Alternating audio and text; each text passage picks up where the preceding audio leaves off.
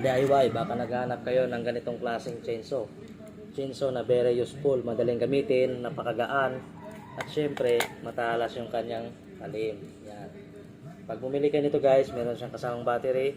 Syempre mayroong battery to 48 volts. Meron na ring charger na dala. Meron na ring dalang screwdriver. Yan. Maganda to guys kapag magdi-DIY kayo kasi madaling gamitin lang. Guys, oh.